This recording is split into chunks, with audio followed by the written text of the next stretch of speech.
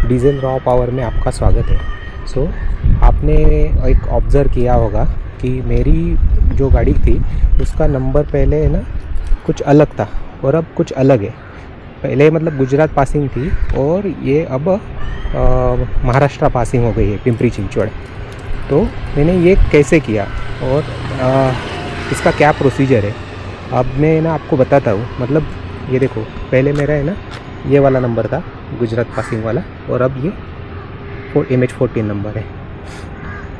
तो मैं आपको है ना एक डिटेल में बताता हूँ कि मैंने ये सब कुछ कैसे किया स्टेप बाय स्टेप, ताकि आपको भी एक हेल्प हो सके कि आपने ना कोई पुराना गाड़ी लिया है या कोई अदर स्टेट से गाड़ी लिया है और उसको महाराष्ट्र पासिंग में आप करना चाहते हो तो उसका क्या प्रोसीजर है। तो चलो मैं आपको बताता हूँ। चलो दोस्तों, फिर हम अभी देखते हैं कि हमको क्या क्या डॉक्यूमेंट्स रिक्वायर्ड है। मैंने कुछ लिस्ट प्रिपेयर करके रखा है, ताकि ये सब मतलब जो भी लगा था मुझे कि ये डॉक्यूमेंट जो जो उन्होंने मांगा था एजेंट ने, वो सब कुछ मैंने लिख के रखा है, ताकि आपको इजी हो जाए डॉक्यूमेंट्स कलेक्ट करने के लिए।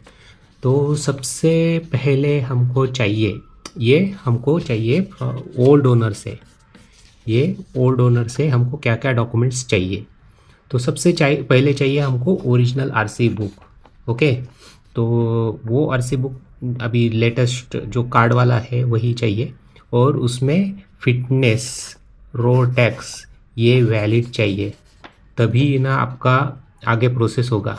अगर ये चीज़ आपका इनकम्प्लीट है तो आपका कुछ नहीं हो सकता आगे, मतलब आप गाड़ी ट्रांसफ़र नहीं कर सकते हैं।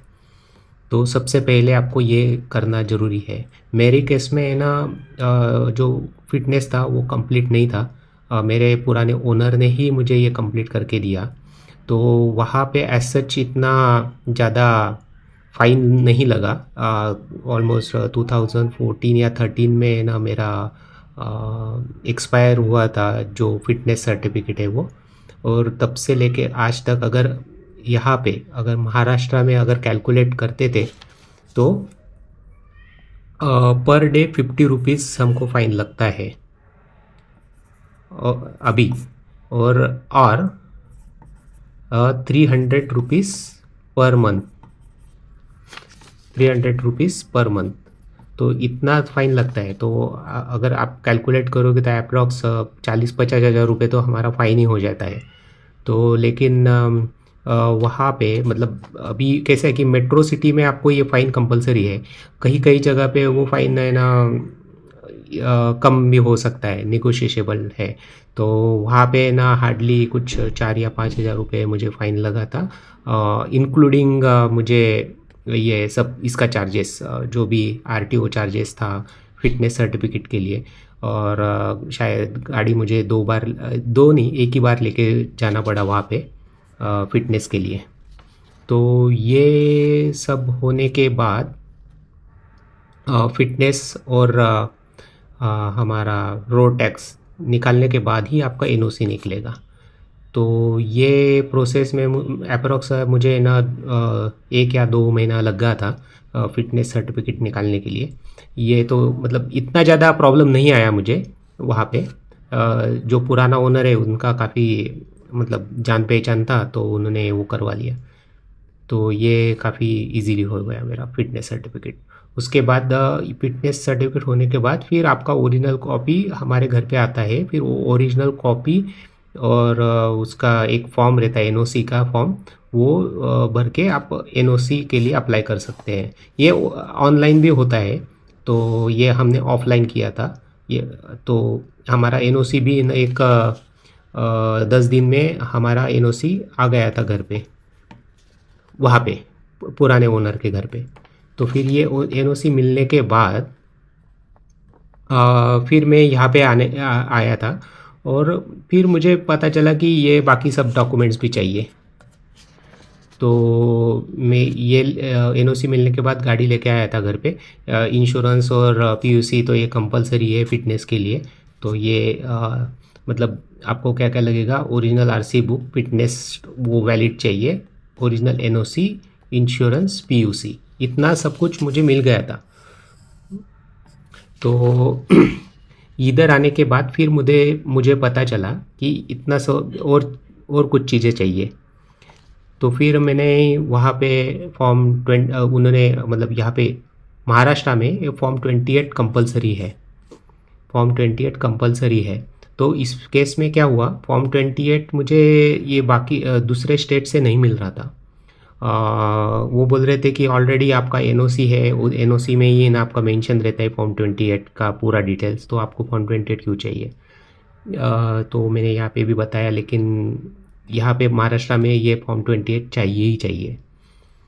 तो फिर हमने क्या किया, हमने ये फॉर्म 28 ऑनलाइन प्रिंट करवा लिया और वहाँ पे जाके जो ओल्ड स्टेट में जो पुराना पहले वाला प्रीवियस स्टेट था जो मैंने गुजरात से लिया था, गुजरात में जाके फिर वहाँ पे एजेंट को बोल के थोड़ा सा ये करके फिर वहाँ पे स्टैम्प लिया। स्टैम्प कंपलसरी रहता है और ये फॉर्म 28 में यहाँ पे मतलब चैचेस का प्रिंट आउट, उसके ऊपर स्टैम्प चाहिए और यहाँ पे मतलब ओनर का सिग्नेचर चाहिए। मतलब स्टैम्प और चैचेस प्रिंट के ऊपर ओनर का सिग्नेचर चाहिए, पुराने ओनर का सिग्नेचर, तभी वो फॉर्म 28 वैलिड माना जाता है। और फॉर्म 29 फॉर्म 30 ये भी मुझे ना ओल्ड ओनर से मिल गया था और उन्होंने सिग्नेचर करके दे दिया था। तो ये फॉर्म 28 का मेरे पास कॉपी रहेगा, मैं आपको बताता हूँ कि कैसा रहता है वो फॉर्म 28।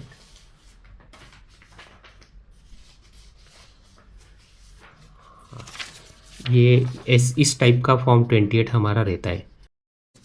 तो ये जो फॉर्म 28 है, यहाँ पे ना आपका है ना मतलब स्टैम्प चाहिए यहाँ पे, और यहाँ पे ना चैचेस प्रिंट चाहिए, चैचेस प्रिंट और उसके ऊपर स्टैम्प और उसके ऊपर ओनर का सिग्नेचर, ऐसा चाहिए। तो ये फॉर्म के लिए मुझे काफ़ी मेहनत लगा एक्चुअली ना, मतलब वहाँ पे तो मिलता नहीं है और यहाँ पे वो ज़रूरी थी था। तो फिर थोड़ा बहुत आरटीओ एजेंट से बात करके फिर उन्होंने एक स्टैम्प अरेंज किया और उसके बाद फिर हमने चैचेस प्रिंट और ओनर का सिग्नेचर ले लिया। ओके, तो उसके बाद हमारा रहता है फॉर्म 29 और 30। तो ये तो जो ट्रांसफ़र फॉर्म रहता है वही रहता है, ये ऑनलाइन भी अवेलेबल है। तो इसमें ना तो आपका ओनर का सिग्नेचर चाहिए, बाकी डिटेल्स तो एजेंट ही फिल कर देगा। ये फॉर्म 29 और फॉर्म 30 ये दोनों चाहिए, इस पर पुराने ओनर का सिग्नेचर चाहिए। तो ये सब होने के बाद फॉर्म 28 मिल गया हमको, फॉर्म 29 30 तो इजीली मिल गया था, वो उन्होंने ही साइन करके दिया था। ट्रांसफ़र फॉर्म रहता है ये, ओनरशिप ट्रांसफ़र फॉर्म। और उसके बाद और ये पुराने ओनर का हमको चाहिए पैन कार्ड और आधार कार्ड, या मतलब कोई भी दूसरा भी रहेगा, एक फ़ोटो कॉपी चाहिए और एक एड्रेस प्रूफ चाहिए। दो चीज़ें हमको चाहिए ही चाहिए। और उसके ना कुछ 2-3 पासपोर्ट फ़ोटो चाहिए। मेरे केस में 2 ही लगा था, हमने 3 लिया था पुराने ओनर का पासपोर्ट साइज़ फ़ोटो। उसके बाद था हमारा यहाँ पे लगने वाला था टैक्स का लेटर, मतलब टैक्स का जो इनवॉइस था। अगर ये पुराने व्हीकल का आपको इनवॉइस अगर मिल जाता है तो काफ़ी अच्छा है। तो उससे ना आपका क्या होता है कि महाराष्ट्र में ना आपको 7% टैक्स आपको लगता है। मतलब जो भी आपने पुराने स्टेट में पे किया होगा उससे 7% ज़्यादा हमको महाराष्ट्र में पे करना पड़ता है। तो अगर आपका इनवॉइस अगर मिलता है तो वो पुराने रेट पे ही 7% आपसे टैक्स लिया जाएगा। अगर वो इनवॉइस नहीं रहता है तो आज की डेट में जो 350 सीसी का बाइक है तो उस पर जो भी टैक्स लगेगा आज के डेट में अप्रॉक्स है ना 50,000 या 60,000 कुछ तो टैक्स लगता है, तो उसका 7% हमको पे करना पड़ता है। तो ये तो एनीवे ये तो मेरे पास था ही नहीं, तो मुझे ना जो आज की रेट में जो टैक्स था उस पे 7% मुझे टैक्स पे करना पड़ा था। तो अप्रॉक्स मुझे ये 8,800 ऐसा कुछ तो टैक्स पे किया था मैंने महाराष्ट्र में। तो ये पूरा डॉक्यूमेंट आपका अगर है तो ही आप है ना गाड़ी दूसरे स्टेट में ला सकते हो और उसका नंबर या जो भी है तो आप चेंज कर सकते हो। तो ये सब डॉक्यूमेंट मैंने पहले कलेक्ट किया उसके बाद फिर हमको नए ओनर से क्या क्या चाहिए। तो ये जो डॉक्यूमेंट है जो अभी हमारा हमारा चाहिए, तो हमारे डॉक्यूमेंट क्या क्या चाहिए, पैन कार्ड, आधार कार्ड, एनीवे तो ये तो सबके पास ही रहते हैं। पासपोर्ट साइज़ फ़ोटोग्राफ, ये तो आपके घर पे ही रहेगा। उसके बाद हमको चाहिए व्हीकल इंस्पेक्शन लेटर। तो ये ना आप है ना, मतलब जो व्हीकल है आपका पुराना वाला व्हीकल है, वो अच्छी मतलब उसका चैसिस नंबर, इंजन नंबर वो वैलिड है क्या, वो आरसी बुक से मैच करता है क्या आपके, और वो व्हीकल आपका चलाने के कंडीशन में है या ऐसे नहीं है, वो उसका है ना एक व्हीकल इंस्पेक्शन लेटर आपको एक ऑथराइज शोरूम से चाहिए। अभी हमारा बाइक रॉयल रॉयल एनफील्ड का था, तो उसका उसका हमने ना एक शोरूम में जाके ये व्हीकल इंस्पेक्शन लेटर लिया था। उसका एक कॉपी दिखाता हूँ मैं एक।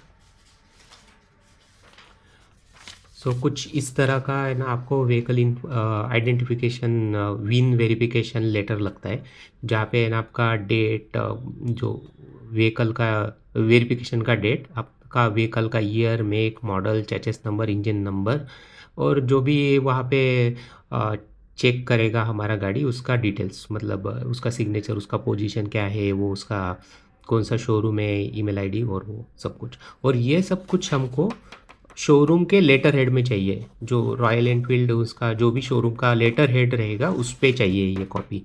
और उसका स्टैम्प कंपलसरी है, यहाँ पे स्टैम्प और उसका सिग्नेचर कंपलसरी है।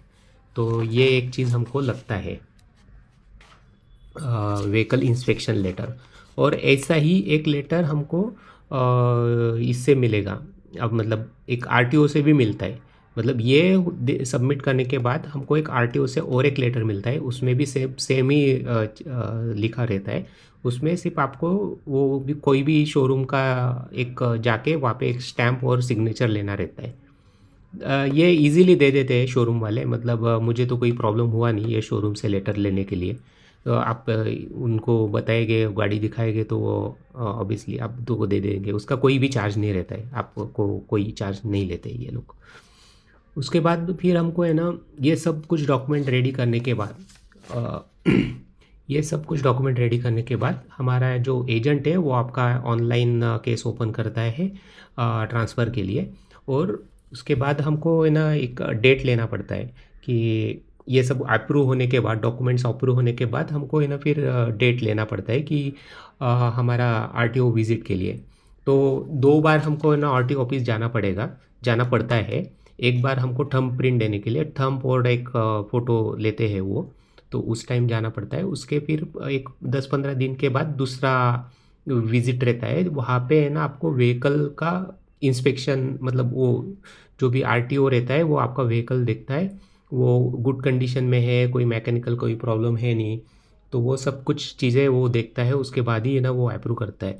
इस केस में है ना आपका व्हीकल, जो आपका व्हीकल शोरूम से जैसे निकला था उसमें कोई एसेसरीज़ नहीं, एसेसरीज़ तो नॉर्मल चलता है, लेकिन जैसे कि अभी ना कैसा है कि स्पोक व्हील रहते हैं उसको लोग अलाई व्हील लगा लेते हैं, या कोई है ना हेडलाइट में एलईडी लाइट लगा लेते हैं, फैंसी कुछ तो अलग से करते हैं। तो वो कुछ भी नहीं चाहिए यहाँ पे है ना, वो सीधा रिजेक्ट कर देता है। अगर आपका बाइक में अलाई व्हील रहेगा वो सीधा रिजेक्ट कर देगा। मेरे साथ में और एक बंदा था, उसका पेट्रोल बुलेट था, वो पुराना ही था, उसमें सिर्फ अलाई व्हील लगाया हुआ था, उसने है ना तुरंत रिजेक्ट कर दिया। और मतलब आप है ना रिजेक्ट होने के बाद एक 15 दिन में फिर से अप्लाई कर सकते हो। तो उसने रिजेक्ट किया, उसको बोला कि नहीं ये व्हील चेंज करके लाओ, और नेक्स्ट 15 डेज़ में आपको फिर से इंस्पेक्शन के लिए बुलाया था। तो अलाई व्हील नहीं चलता है, एलईडी बल्ब नहीं चलता है, और कोई भी फैंसी आइटम नहीं चलता है उस पर लगाया हुआ, जैसे फॉग लाइट लगा लेते हैं कुछ लोग, तो वो सब कुछ नहीं चाहिए। आप एकदम आपका व्हीकल एकदम सिंपल दिखना चाहिए, और सब चीज़ वर्किंग कंडीशन में चाहिए। इंडिकेटर हो गया आपका, ब्रेक लाइट हो गया, हॉर्न हो गया, जो भी इंडिकेशन के लिए जो भी लगता है वो सब कुछ वर्किंग होना चाहिए। मेरे केस में तो उन्होंने गाड़ी स्टार्ट नहीं किया था, सिर्फ इंडिकेटर और वो सब कुछ चेक किया और अप्रूव कर दिया था। ये होने के बाद फिर आपको है ना एक कुछ अप्रूव होने के बाद एक कुछ 10-15 दिन में आपका फिर अप्रूवल आ जाता है आपका एक एसएमएस आ जाता है आपके मोबाइल पे कि अप्रूव हो गया। उसके बाद आपको है ना जो भी टैक्स रहता है वो पे करना पड़ता है। जो भी हमारा जो 7% टैक्स है वो पे करना पड़ता है। और हमने नए नंबर के लिए अप्लाई किया था तो नए नंबर का भी चार्जेस रहता है कुछ, वो काफ़ी कम रहता है, हार्डली 600-700 रुपये रहता है। अगर आपको कुछ फैंसी नंबर चाहिए तो फिर उसका चार्जेस अलग रहता है। तो वो सब पे करने के बाद फिर आपका है ना एक 2-4-5 दिन में ना आपको एसएमएस आ जाएगा नया नंबर के लिए। और वो नया नंबर फिर आप नया नंबर मिलने के बाद फिर आप HSRP प्लेट उस पर ये कर सकते हो, मतलब अप्लाई कर सकते हो। तो ये सब चीज़ों के लिए हमको अप्रॉक्स 4 से 5 5 से 6 महीना ही लग जाता है मैक्सिमम। क्योंकि ये पुराने जो व्हीकल रहते हैं उनका जो इंस्पेक्शन टाइमिंग रहता है वो काफ़ी स्पेसिफिक रहता है। मतलब महीने में ना वो कुछ 10-15 ही गाड़ियाँ इंस्पेक्ट करते हैं।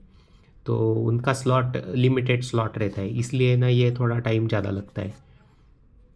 बाकी ना मुझे अप्रॉक्स सब कुछ मिला के पुराना नहीं, पुराना फिटनेस और वो छोड़ छोड़ के